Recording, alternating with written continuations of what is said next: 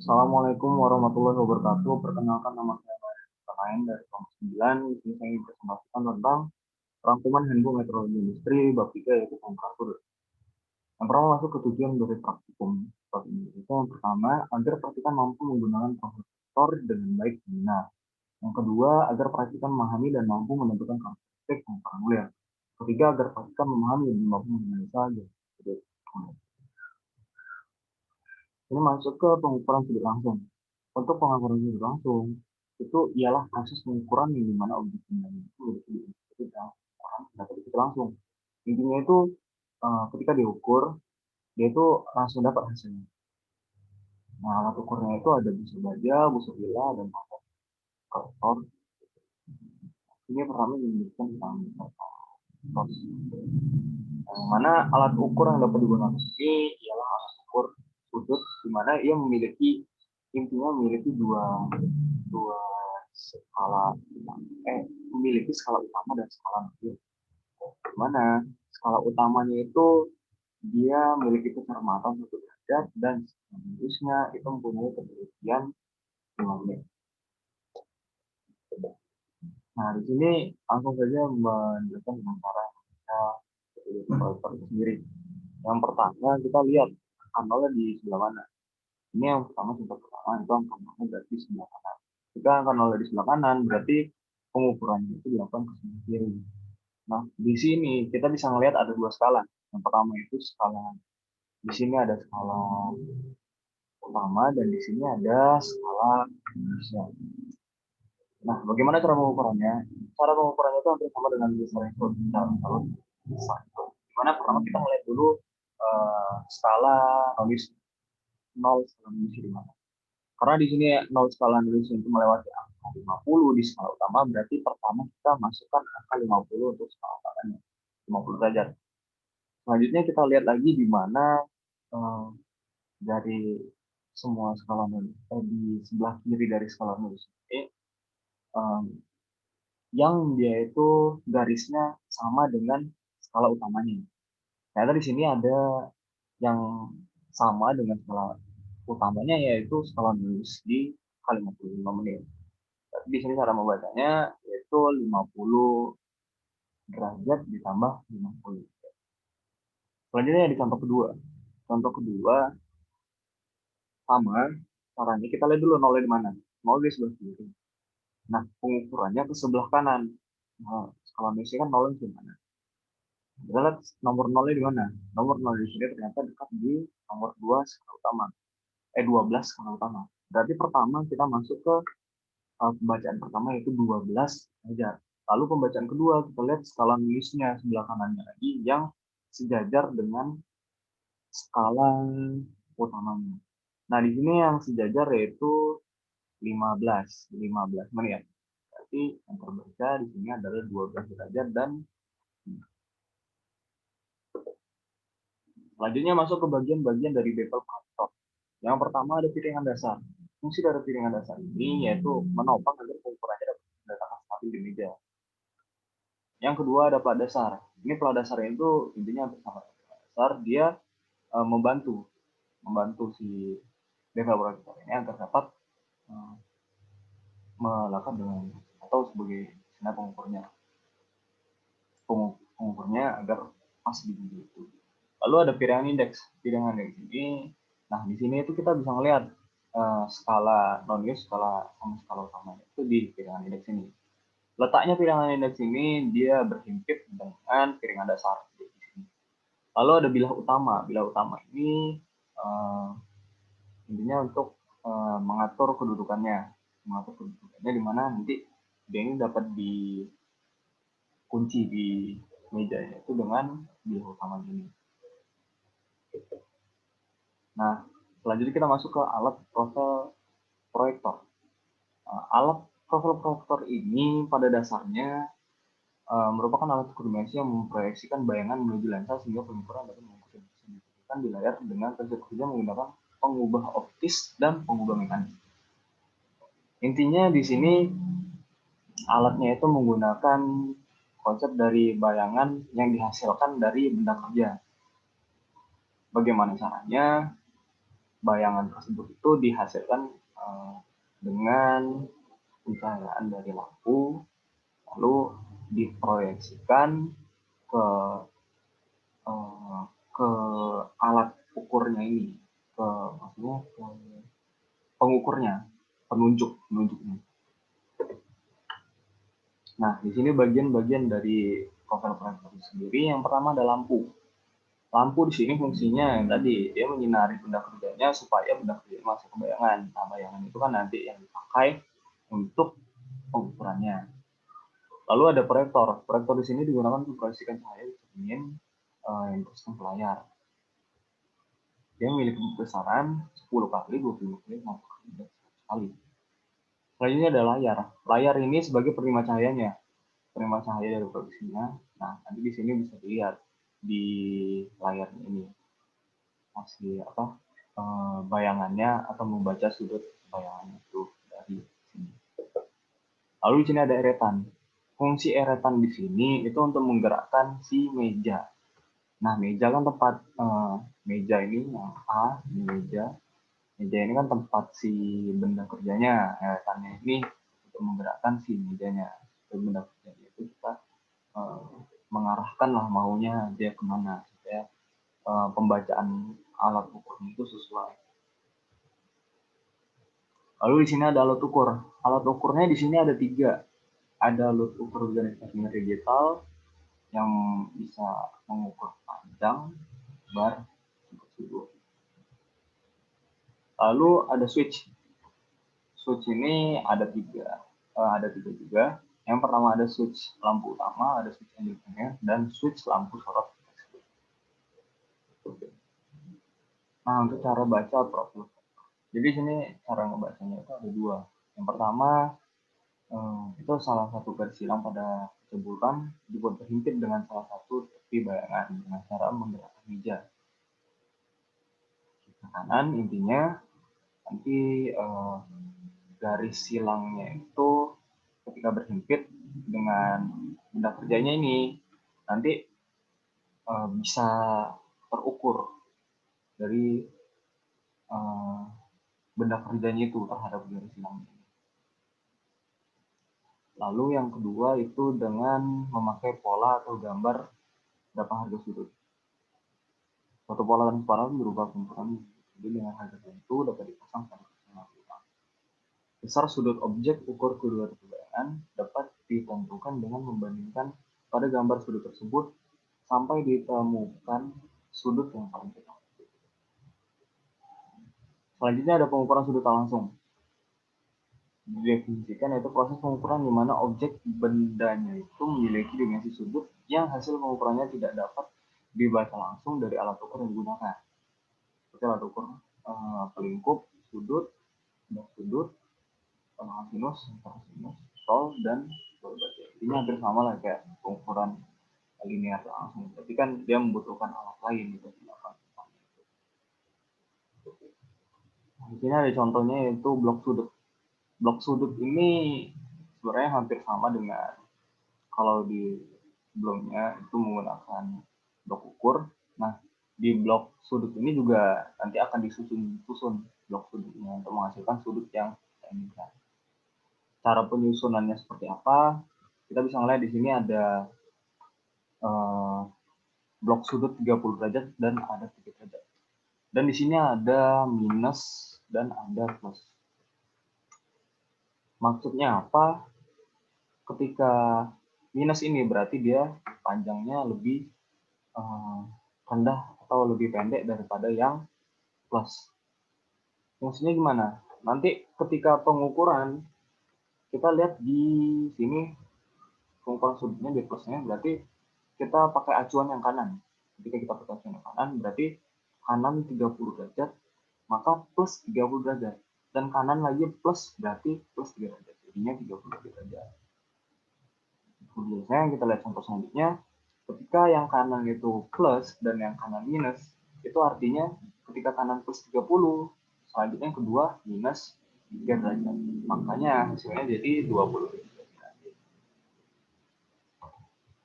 Nah, untuk contoh selanjutnya itu ada yang lebih teliti lagi. yaitu menggunakan menit sampai detik. Cara pengukurannya sama. Kita lihat yang tinggi atau sudut yang lebih besar yang mana. Yang lebih besar berarti di sini menyatakan positif, di sini menyatakan positif, di sini menyatakan positif, di sini menyatakan positif, positif. Nah, karena di sini yang 45 positif berarti positif 45 derajat. Nah, yang di sini negatif berarti negatif derajat. Di sini positif 30 menit berarti plus 30 menit. Plus lagi 5 menit plus lagi 20 menit. Jadi kalau dihasilkan ini sudutnya 42 menit, 42 derajat, 35 menit, dan 20 detik. Nah, ini cara mengecek susunan blok ukurnya itu udah sesuai atau enggak sih dengan benda ukurnya. Caranya itu bisa pakai bilah pemeriksaan atau bisa juga dengan jam ukur. Intinya terhadap ketika bilah pemeriksaannya ini disejajarkan dengan atau dicek antara benda ukurnya sama blok ukurnya itu ada celah atau enggak. Kalau ada celah berarti dia belum sesuai, jadi perlu ditambahkan blok sudut lagi. Nah, begitu pula sebaliknya, jika sudah tidak ada celah lagi berarti sudah benar. Selanjutnya ada metodologi Euler. Untuk metode Euler ini menurut ASTME adalah bagian yang menjelaskan bentuk helix atau spiral yang diproduksi dengan menggunakan helix yang kontinu dari bagian yang seragam pada permukaan dalam atau luar dari silinder armatur. Euler mempunyai fungsi yang sangat penting bagi konstruksi suatu mesin atau peralatan teknis lainnya. Fungsi tersebut adalah sebagai alat pemersatu atau sebagai alat penerus daya. Jikalau pengukuran geometrik bagi poros dan lubang adalah untuk memastikan yang dikatakan, pengukuran geometri bagi ulir adalah lebih maksud untuk memastikan kekuatan atau daya tahan kelelahan ulir atau mungkin juga untuk menjamin kesulitan pengukuran gerak dari bidang transportasi menjadikan fungsi dari sistem pengukuran gerakan yang memperbaiki ulir. Selanjutnya masuk ke karakteristik dari ulir sendiri. Karakteristiknya itu dibagi menjadi jenis ulir menurut arah gerak jalur ulir. Kalau kita lihat arah geraknya ulir itu bisa ke kiri atau bisa ke kanan. Itu tergantung dari komponennya untuk memenuhi sesuai dengan mur atau jarumnya. Nanti dia ke kiri atau ke kanan, kanan itu bergantung dari cara pemasangannya nanti akan berdampak ke cara pemasangannya, bisa salah jam atau berlawanan arah. Lalu ada karakteristik menurut jumlah ulir tiap geng atau tiap pitch. Ini bisa dilihat ada pitch-nya, ada ulir tunggal sama ada ulir yang kedua. Nah, ini ada lagi karakteristik ulir itu berdasarkan bentuk sisinya ulir. Kita lihat di sini ada bentuk segitiga, ada bentuk segi empat, ada bentuk parabola, ada bentuk trapesium, ada bentuk tanduk. Selanjutnya ada standar umum untuk ulir. Yang pertama itu adalah ulir isometrik. Isometrik ini dia menggunakan di mana N itu sebagai bagian provinsi, P itu jarak puncak ulir, H itu kedalaman ulir, AB itu kedalaman ulir luar, AM itu kedalaman dalam, E itu diameter tusuk. Yang kedua ada ulir inflate. Ulir inflate ini di mana yang ngebedain antara ulir isometrik sama ulir inflate ini kalau metrik berarti dia menggunakan sabermetrik meter, meter, meter. Kalau inflate ini dia biasanya menggunakan masih menggunakan. Nah, di sini masuk ke fungsi ulir. Fungsi ulir ini dengan adanya sistem ulir memungkinkan kita untuk menggabungkan atau menyambungkan beberapa komponen yang terjadi sambungan. Nah, secara umum dapat dikatakan fungsinya itu sebagai berikut. Yang pertama kan sebagai pemersatu, artinya baut dengan ulir. Lalu ada sebagai penerus daya. Ini ada sistem ulir digunakan untuk menggunakan dari daya lain. Selanjutnya ada sebagai salah satu alat untuk mencegah terjadinya kebocoran. Satu misal pada pipa, sambungan pipa, ya sambungan pipa air. Betul. Lalu ada beberapa istilah penting ulir. Yang pertama ada angular pitch. Ada angular pitch. Yang kedua ada pitch. Pitch itu adalah jarak antara dua titik. Jarak antara dua titik itu pitch. Ketiga ada major diameter. Major diameter itu ini. Jadi dia jarak antara pitch yang atas sama pitch yang di bawahnya, puncak-puncaknya. Lalu ada pitch diameter. Pitch diameter itu ini yang nomor 4. Jadi dia itu jarak dari antara pitch yang teratas ke tengah-tengahnya. Lalu ada minor diameter, itu nomor 5. Minor diameter itu adalah diameter silinder minor. Jadi ini. Lalu yang keenam ada pitch line. Ini adalah garis imajiner yang berjalan secara longitudinal melalui struk. Garisnya ini. Itu garis pitch line. Lalu selanjutnya ada apex. Ini apex nomor 7. Maaf itu salah. Nomor 7 baru ada root. Baru ada crash nomor 9. Ada appendum nomor 10. Ada dendum nomor 11. Lalu ada nomor 12 itu ada depth of grip, kedalaman grip. Lalu ada alpha sama ada theta. Ini alpha sudut pitch-nya, sudut terbentuk antara sisi ulir tegak ulir dan tegak lurus terhadap sumbu ulir. Lalu ada theta, itu dia dari sini secara penuh, sedangkan kalau si alpha tadi dia cuma dari tengah ini itu ke ini. Jadi dia penuh. Lalu pengukuran ulir. Pengukuran ulir itu ada pengukuran diameter mayor ulir.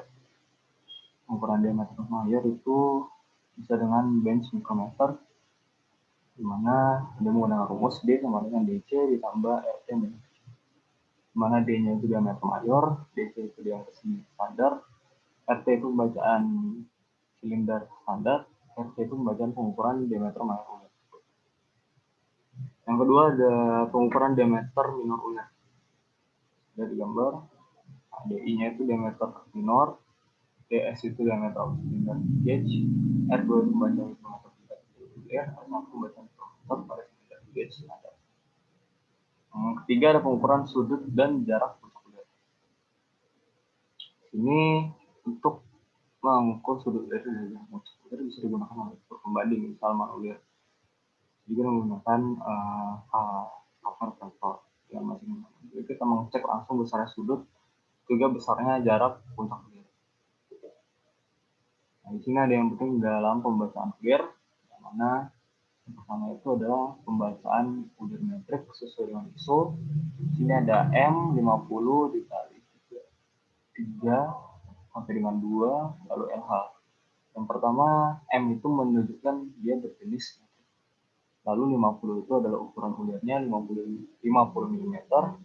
Lalu 3 itu kisarnya 3 mm. Lalu 2 itu kelasnya 2. LH itu berarti left hand atau kiri. Lalu kalau untuk ulir secara inci, ulir inci secara ISO, itu sudah dari sini ada 1/4, itu ukuran ulirnya, yaitu 1/4 inci diameter luar. Lalu strip 28 itu dari jumlah kisarnya 28 inci. UNF itu jenis ulirnya, yaitu unit national fine. Lalu ada 3A itu kelasnya 3A. Lalu LH itu berarti ya tadi dari kiri.